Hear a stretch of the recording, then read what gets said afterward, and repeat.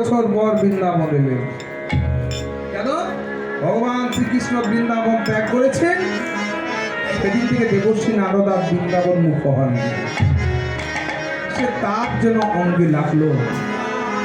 আগে এসেছি বৃন্দাবনে, মধুর বংশীধ্বনি শ্রবণ করেছি, ময়ূর ময়ূরী পেখম তুলে নৃত্য করত, সুখসারি গান করত। সুখসারিয়ার গানে করে না কিসের সব? কে যেন কানে কানে বলে দিল কিসের সব জানো? এ যে নন্দপুর চন্দ্র বৃন্দাবন